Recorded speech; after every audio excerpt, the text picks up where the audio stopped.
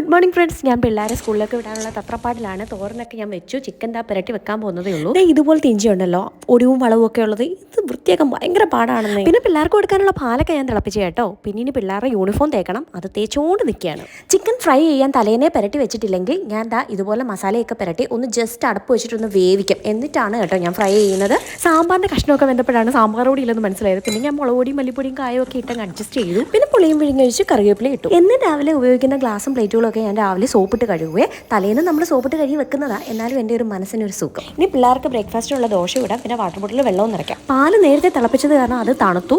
ഇതിപ്പോൾ ഞാൻ ബൂസ്റ്റും പഞ്ചാരയൊക്കെ ഇട്ട് പിള്ളേർക്ക് കൊടുക്കുകയാണ്. മോളും കുടിച്ച്, അവൻ കുടിച്ചില്ല. ഞാനും മോളും തമ്മിലുള്ള എന്നത്തെ യുദ്ധമാണ് കേട്ടോ ഇത്. നാട്ടുകാർക്ക് മുഴുവൻ അറിയാം ഞങ്ങൾ ഈ സമയത്ത് മുടി ഇട്ടുകായിരിക്കുന്നത്. അയ്യോ, അപ്പോഴാണ് ഞാൻ ഓർത്തത് അരി വാർത്തില്ലെന്ന്. വേഗം പോയി അരി വാർത്തിട്ടു. പിന്നെ പിള്ളേർക്ക് ഫുഡ് കൊടുക്കുകയാണ്. ഈ ഫുഡ് കൊടുക്കുന്ന സമയത്ത് ഒരു ഓട്ട മത്സരമാണ്. ഈ വീട് മുഴുവൻ എന്നെ ഇട്ട് ഓടിക്കും. ഇതൊക്കെയാണ് കേട്ടോ ഞാൻ പിള്ളേർക്ക് കൊടുത്തു വിടുന്ന ലഞ്ച്. ഒരാൾക്ക് കണ്ണിമാങ്ങ അച്ചാറും ഒരാൾക്ക് ഇലിമ്പിക്ക അച്ചാറുമാണ് കൊടുക്കുന്നത് കേട്ടോ. അങ്ങനെ ലഞ്ച് ബാഗൊക്കെ പാക്ക് ചെയ്ത് ഞാനങ്ങ് കൊടുത്തു. ഇനി ഞാൻ പോയി ഡ്രസ്സൊക്കെ മാറിയിട്ട് വരട്ടെ. ഇനി പിള്ളേരെ താഴെ കൊണ്ടുവിടണം നമുക്ക്. ഞാൻ പറയായിരുന്നു ഈ ലഞ്ചൊക്കെ തന്നു വിടുന്നത്, നന്നായിട്ട് പഠിച്ചിട്ട് വരണേന്ന്. ഭാഗ്യത്തിന് ബസ് വന്നില്ല കേട്ടോ. നമുക്ക് അവിടെ പോയി ഇരിക്കാം. പോകണ്ടേ? എങ്ങോട്ട് പോകണം? നമുക്ക് പോയി കിടന്നാലോ? കിടക്കാം. ഈ ശനിയും കയറി ഇവർ എൻ്റെ കൂടെ ഫുൾ ടൈം നിന്നിട്ട് തിങ്കളാഴ്ച ഇവർ സ്കൂളിൽ പോകുമ്പോൾ എനിക്കും ഭയങ്കര വിഷമമാണെന്നേ.